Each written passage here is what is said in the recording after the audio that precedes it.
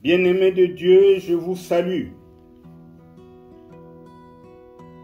Le texte soumis à notre méditation ce 6 novembre 2024 peut s'intituler « S'engager en pleine conscience dans le service du Seigneur ». S'engager en pleine conscience en tant que disciple de Christ exige de calculer le coût de l'enrôlement et cela demande une préparation morale et spirituelle car il y a des épreuves et des souffrances à endurer du fait de l'exercice du ministère du salut auprès des autres.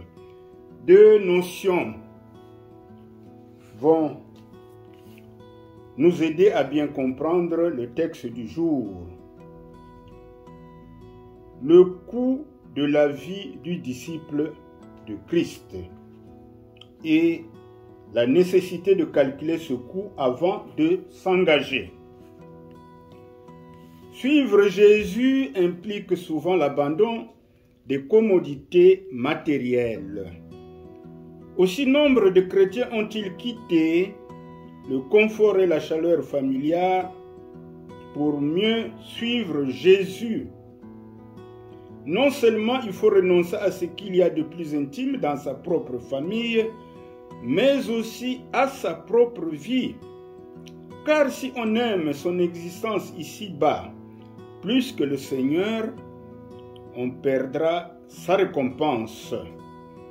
Reconnaissons que dans la vie de disciples de Jésus, nombreux sont des chrétiens qui sont exposés à l'hostilité des membres de leur famille non croyante.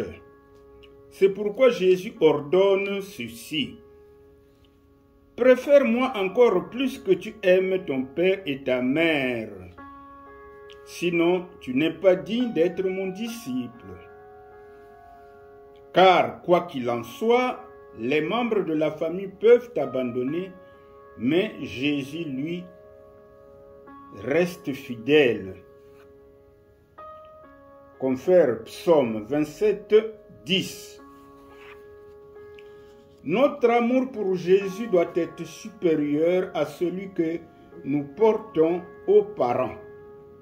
Ce qui ne veut pas dire que nous devons nous dérober de nos devoirs vis-à-vis de nos parents. Au contraire, notre amour devrait s'améliorer en qualité en raison de la dimension spirituelle en tant que disciple de Christ. Jésus utilise un langage plus dur en disant « Si quelqu'un vient à moi et s'il n'est pas son père, sa mère, ses enfants, ses frères et ses sœurs, et même sa propre vie, il ne peut pas être mon disciple. » En utilisant l'expression « haïr sa propre vie », Jésus nous demande d'être prêt à quitter même ses proches pour le servir. Les apôtres ont bien appliqué cette parole, car parmi eux, il y en avait qui avaient déjà fondé une famille, à l'exemple de Simon-Pierre, pour qui Jésus avait guéri la belle-mère malade, confère Marc 1, 29 à 39. Que veut dire venir après Jésus? Suivre Jésus signifie devenir son disciple. Tous les chrétiens sont appelés à être des disciples de Jésus. Alors l'engagement à devenir disciple de Jésus concerne tant les chrétiens consacrés que les chrétiens non consacrés. Dans ce texte, Jésus parle aussi de prendre sa croix pour le suivre. Qu'est-ce que cela veut dire? En fait, Jésus exige de chacun de nous un engagement total si nous voulons réellement être son disciple. Car là où est notre trésor, là sera notre cœur, comme il le dit en Matthieu 16, 21. Cet appel à la consécration pour Christ par le renoncement de soi sera d'actualité à toute génération humaine car elle conditionne le règne et l'accès à la vie éternelle. Et celui qui ne passe pas par les épreuves et la persécution liées à l'apostolat ne peut prétendre être disciple de Jésus. Alors Jésus nous appelle à le suivre, mais en même temps, il nous avertit que ce n'est pas facile d'être son disciple. Il est donc évident que beaucoup de gens s'engagent rapidement à le suivre, mais ils ignorent que leur engagement est difficile à tenir, tout simplement parce qu'ils n'ont pas pris en compte les difficultés qu'ils peuvent rencontrer en cours de route. Ici, Jésus donne deux exemples pour montrer qu'il faut calculer le coût d'une telle démarche avant de s'engager à le suivre. Le premier exemple concerne quelqu'un qui veut construire une tour, disons une maison. Avant d'engager les travaux, il doit s'assurer qu'il a les moyens d'achever l'ouvrage, pour ainsi éviter d'être la risée de tous les témoins de son échec.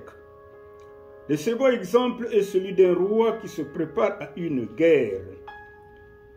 Il doit d'abord évaluer ses forces par rapport à l'ennemi avant de l'attaquer. Notamment, l'évaluation concerne les moyens humains, mais aussi les moyens matériels.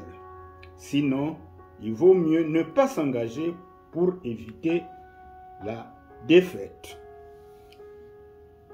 Alors, une fois que nous avons fait le tour d'horizon de notre texte du jour, quel enseignement peut-on en tirer? Alors, référençons-nous aux deux exemples pris par Jésus. Le premier, celui qui veut construire une maison, Jésus lui conseille de regarder s'il est capable d'achever l'ouvrage, s'il a les moyens d'achever l'ouvrage avant d'entamer les travaux. Le deuxième exemple, un roi qui veut entrer en guerre contre un autre, alors il doit aussi évaluer ses forces par rapport à l'ennemi. En l'occurrence, évaluer les moyens humains et les moyens matériels pour éviter une défaite. Alors, ces deux exemples sont pris pour attirer notre attention à être constamment prêt et vigilant, car le diable ne désarme pas. Il faut le résister en demeurant ferme dans la foi. Confère 1 Pierre 5, 8 à 9. Quand nous sommes à la suite de Jésus, sachons que nous entrons en guerre contre le péché, contre les tentations et contre Satan. Soyons donc prêts à endurer les contraintes du combat en s'armant des armes spirituelles décrites en Éphésiens 6. Pour être un disciple de Christ, il faut non seulement évaluer le coût, mais il faut aussi payer ce coût. Il faut aussi le payer. Soyons donc prêts à tout donner pour l'amour de Christ.